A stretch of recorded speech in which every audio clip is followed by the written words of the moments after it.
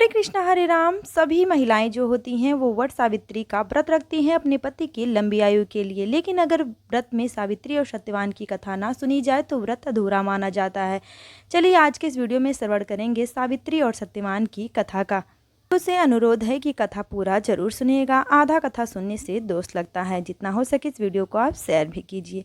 पौराणिक कथा के अनुसार मध्य देश में अश्वपति नाम के धर्मात्मा राजा का राज था और उनकी कोई भी संतान नहीं थी। राजा ने संतान प्राप्ति के लिए बहुत ही बड़ा यज्ञ करवाया, जिसके शुभ परिणाम उनके घर पर एक कन्या का जन्म हुआ। उस कन्या का नाम सावित्री रखा गया।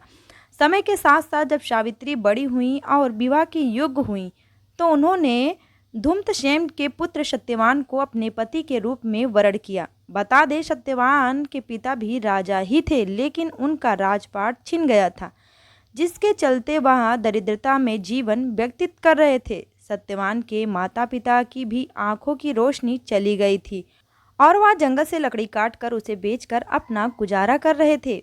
वहीं जब सावित्री और सत्यवान के विवाह की बात चली तब नारद मुनि ने सावित्री के पिता राजा अश्वपति को बताया कि सत्यवान अल्पायु है और वह विवाह के 1 वर्ष पश्चात ही उसकी मृत्यु हो जाएगी।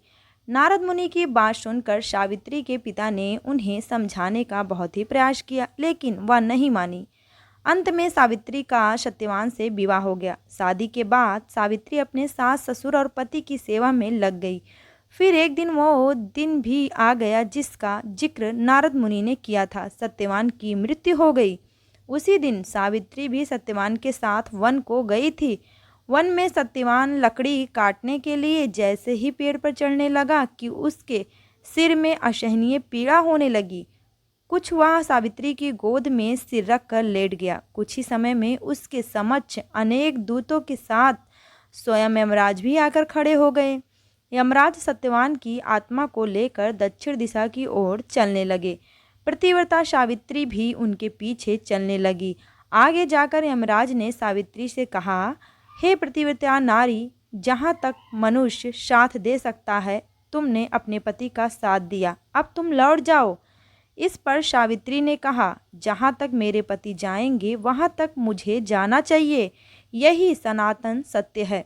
यमराज सावित्री की वाणी सुनकर प्रसन्न हुए और उनसे 3 वर मांगने को कहा। यमराज की बात का उत्तर देते हुए सावित्री ने कहा, मेरे सास ससुर अंधे हैं, उन्हें नेत्र ज्योति दें। यमराज ने तथास्तु कहकर उसे लौट जाने को कहा और आगे बढ़ने लगे, किंतु सावित्री यम के पीछे ही चलती रही। यमराज ने प्रसन्न होकर पुनः वर मांगने को कहा। सावित्री ने वर मांगा, मेरे सास ससुर का खोया हुआ राज्य उन्हें वापस मिल जाए। उसके बाद सावित्री ने यमदेव से वर मांगा, मैं सत्यवान के 100 पुत्रों की मां बनना चाहती हूँ, कृपया कर आप मुझे यह वरदान दे। सावित्री की पति भक्ति से प्रसन्न हो सावित्री से तथास्तु कहा। जिसके बाद सावित्री ने कहा कि मेरे पति के प्राण तो आप लेकर जा रहे हैं, तो उनके पुत्र प्राप्ति का वरदान कैसे पूरा होगा। तब यमदेव ने अंतिम वरदान को देते हुए सत्यवान की जीवित आत्मा को पाश को मुक्त कर दिया। सावित्री पुनः उसी वट वृक्ष के लौटी तो उन्होंने पाया कि वट वृक्ष के नीचे पड़े सत्यवान के मृत शरीर में जीव का संचार हो रहा है। कुछ देर में सत्यवान उठकर बैठ गया। उधर सत्यवान के माता पिता की आंखें भी ठीक हो गईं और उनका खोया हुआ राजपाट उनको वापस मिल गया। इस तरीके से यमराज ने उन पे अपनी असीम कृपा की और सावित्री अपने पति के प्राण लेकर ही रही। वह यमराज से भी अपने पति के प्राण के लिए लड़ गई थी। इसीलिए यह व्रत पतिव्रता के लिए है।